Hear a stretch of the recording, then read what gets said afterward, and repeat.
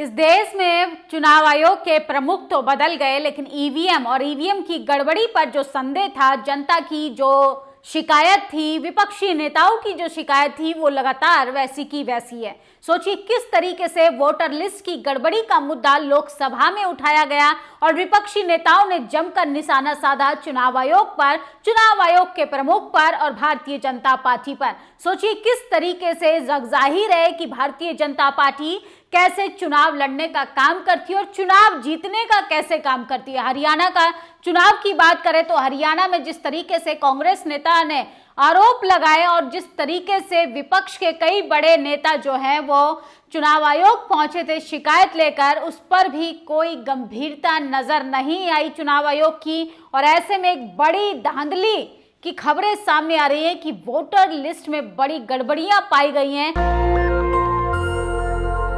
चुनाव आयोग के प्रमुख, जिनको शायरी सुनाने का बहुत शौक था, राजीव कुमार, वो जब उनसे सवाल पूछा जाता था वो शायराना अंदाज में कहते थे कि हम सबसे ज्यादा ईमानदार चुनाव प्रणाली कराने वाले चुनाव प्रमुख है। लेकिन सोचिए किस तरीके से लोकसभा में ये मुद्दा जो है वो तूल पकड़ते हुए दिखाई दे रहा है।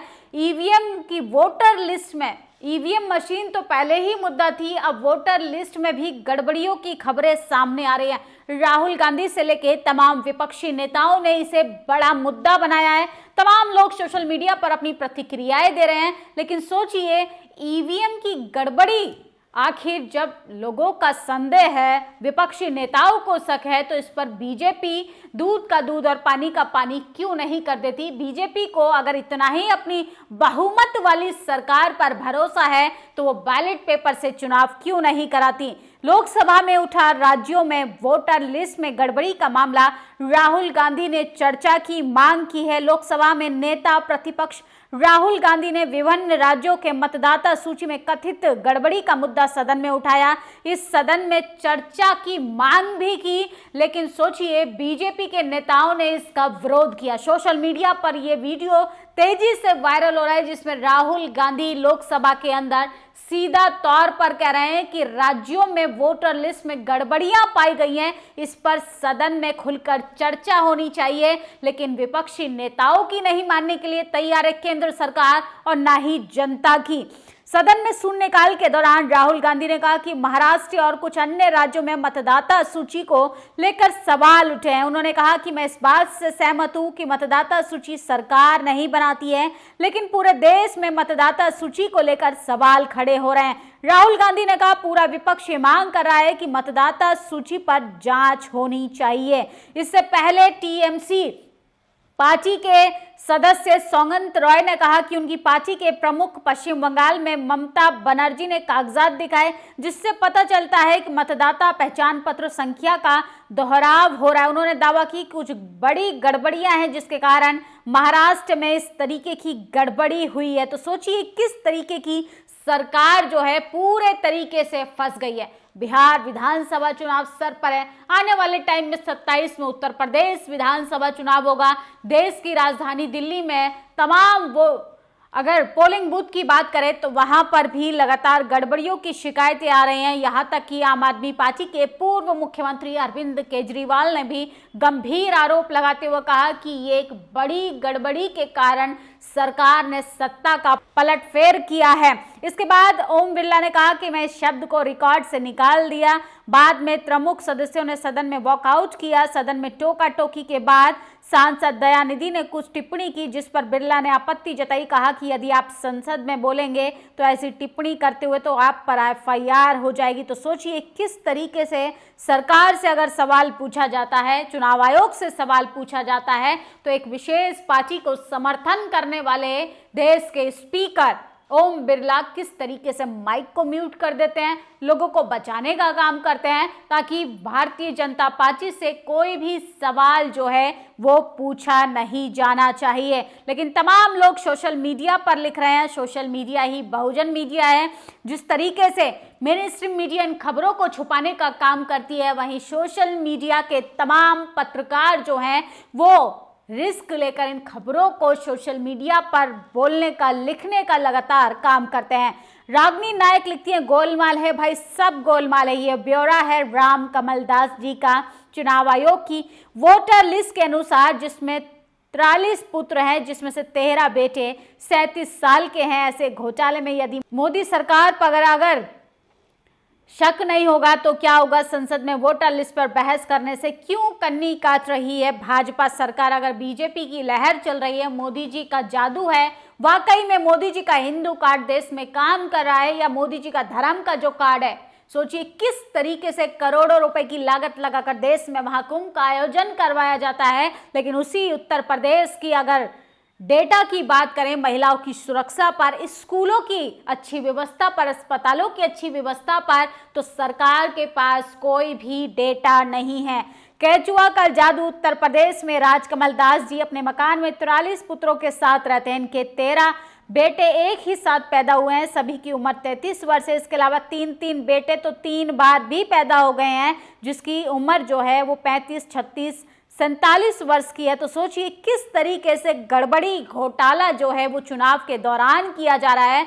चुनाव आयोग के प्रमुख रिटायर के आखिरी दिन तक ये डंका बजा रहे थे कि ईमानदार है चुनाव आयोग, ईमानदार है चुनाव आयोग। हर बार एक नई शायरी के साथ सरकार का बचाव करते हुए नजर आए। इस बात का स्पष्टीकरण भारत का कर्मठ, निष्पक्ष, ईमानदार चुनाव आयोग जो है वो कहा है। कांग्रेस पार्टी ने भी लगातार इस मुद्दे को उठाया है। जिस तरीके से राहुल गांधी ने सदन में सरकार से कहा कि स्पीकर के सामने कि सरकार को इस पर बात और बहस दोनों ही करनी चाहिए। नेता विपक्ष राहुल गांधी ने वोटर लिस्ट से जुड़ा मुद्दा लोकसभा में उठाया। राज्यसभा में यह विषय उठाया गया था कि हम जो है इस पर चर्चा करना चाहते हैं ताकि महाराष्ट्र या हरियाणा चुनाव में जो गड़बड़ियां हुई हैं उस पर सदन में चर्चा हो। हर राज्य में फर्जी वोटर बने। महाराष्ट्र में अचानक से 40 लाख वोटर बढ़ जाते हैं। क्या चुनाव आयोग के इस पर जवाब नहीं देना चाहिए?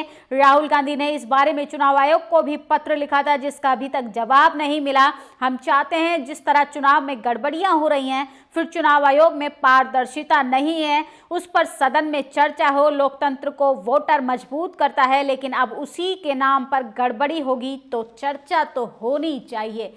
सरकार जो है वो चर्चा से भी भाग रही है, इन मुद्दों से भी भाग रही है। चुनाव आयोग को तमाम विपक्षी नेताओं ने पत्र लिखा, उस पर भी कोई जवाब नहीं मिल रहा है। तो ये तमाम जो सबूत जो सामने मद्देनजर आ रहे हैं, ये सीधा सीधा इशारा कर रहे हैं कि उस देश की एजेंसियां जो हैं विशेष सरकार के लिए, विशेष पार्टी के नेताओं के लिए, विशेष जाति के लोगों के लिए काम करता है। क्या अभी भी चुनाव आयोग की शक्तियों पर किसी और को शक है? उत्तर प्रदेश के राम कमल दास जी के 43 पुत्र रहते हैं, जिसमें से 13 बेटे हैं, एक साथ पैदा हो गए, उनकी उम्र 37 वर्ष है। तो सोचिए ये लिस्ट देखिए किस तरीके से गड़बड़ घोटाला का भंडाफोड़ किया जा रहा है। सरकार जो है पूरे तरीके से एक्सपोज हो गई है।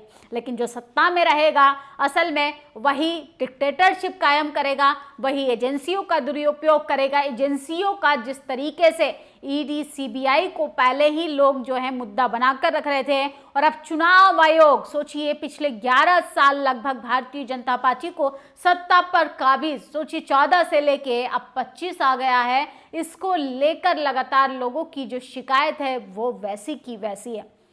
बस ये मुद्दा सड़क से उठकर संसद पहुंच गया है, लोकसभा में पहुंच गया है, लेकिन सरकार जो है वो इस पर जवाब नहीं देना चाहती है।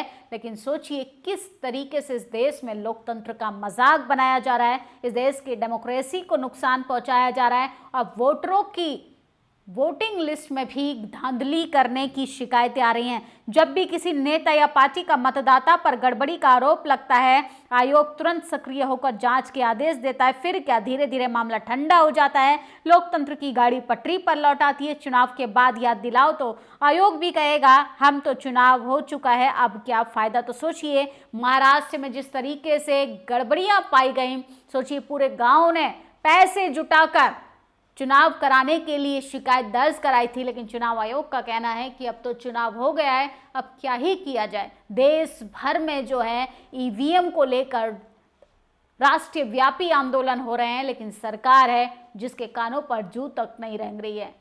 क्या सरकार और सरकार के अंडर में जो काम करती हैं एजेंसियां, वो एक एजेंडे के लिए काम करती हैं, या राहुल गांधी ने जिस तरीके से आरोप लगाया ईवीएम और वोटर लिस्ट की जो गड़बड़ियां हैं उसको आधार बनाकर भारतीय जनता पार्टी इस सत्ता पर काबिज है। आप लोग अपनी प्रतिक्रिया जरूर दीजिए और ईवीएम को लेके आप लोगों का क्या परसेप्शन है, क्या सोचते हैं आप, और चुनाव आयोग के बारे में आप लोगों की क्या प्रतिक्रिया है, कमेंट बॉक्स में जरूर बताइएगा। शुक्रिया। दस्तक की आपसे गुजारिश है कि अगर इसको बचाना चाहते हैं तो नेशनल दस्तक को सब्सक्राइब करने के लिए रेड कलर के सब्सक्राइब बटन को दबाएं, फिर बेल आइकन की घंटी दबाएं। नेशनल दस्तक को बचाने के लिए बहुत जरूरी है कि हर खबर को शेयर करें, लाइक करें, कमेंट जरूर करें।